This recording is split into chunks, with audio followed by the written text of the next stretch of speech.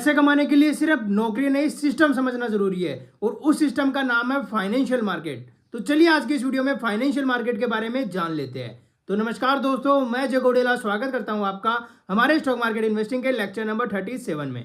इस वीडियो में अपन बात करने वाले हैं फाइनेंशियल मार्केट क्या होता है, ये कितने प्रकार का होता है, इसके फायदे क्या क्या है, क्या क्या इसके नुकसान है और कौन लोग फाइनेंशियल मार्केट के अंदर पार्टिसिपेट करते हैं। तो चलिए इस वीडियो की शुरुआत कर लेते हैं।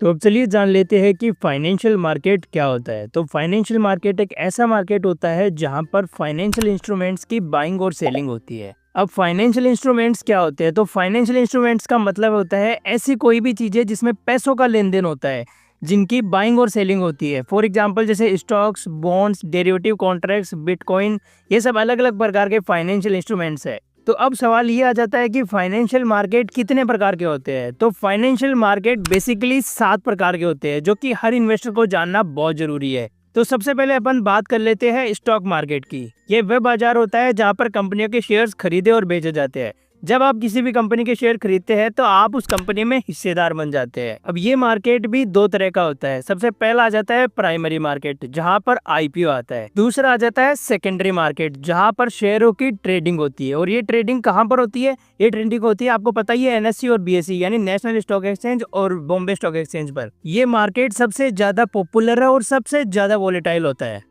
दूसरा मार्केट आ जाता है बॉन्ड्स मार्केट, जहां सरकारें और कंपनियां लोन लेने के लिए बॉन्ड्स जारी करती है। और जब आप ये बॉन्ड खरीदते हैं तो आप उनको उधार दे रहे होते हैं और बदले में वो आपको एक फिक्स्ड इंटरेस्ट देती है। बॉन्ड्स मार्केट स्टॉक मार्केट से सुरक्षित इन्वेस्टमेंट होता है। उसके बाद आ जाता है मनी मार्केट। यहाँ पर शॉर्ट टर्म फाइनेंस के लिए होता है, आमतौर पर 1 साल से कम समय के लिए।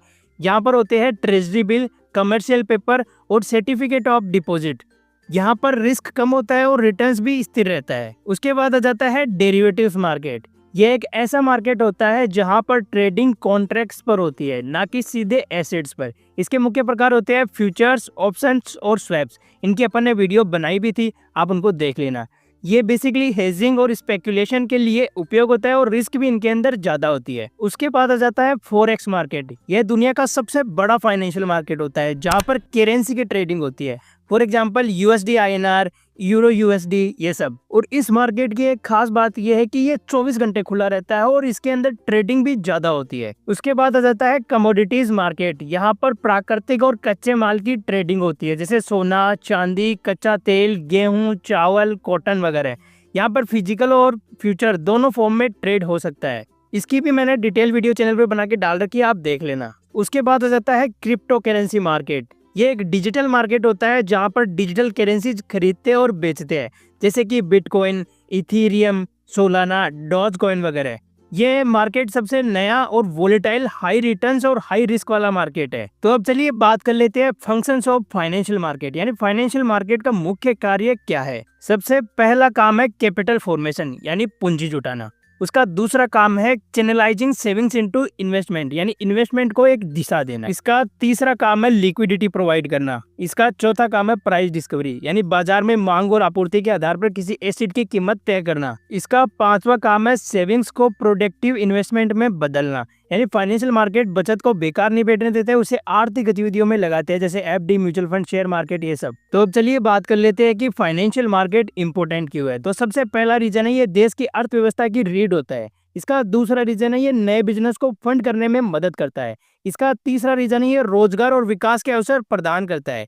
इसका चौथा रीजन ये इन्वेस्टरों को मुनाफा कमाने का भी मौका देता है। तो अब चलिए बात कर लेते हैं फाइनेंशियल मार्केट के रिस्क के बारे में। तो सबसे पहला रिस्क है ये मार्केट बहुत ज्यादा वोलेटाइल होता है।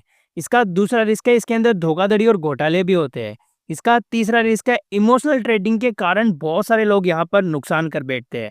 इसका चौथा रिस्क है अगर आपके पास जानकारी कम है तब भी आपका नुकसान हो सकता है। इसलिए जरूरी है कि हम सही रिसर्च करें और प्रोफेशनल से ही सलाह लें और समझदारी से इन्वेस्ट करें।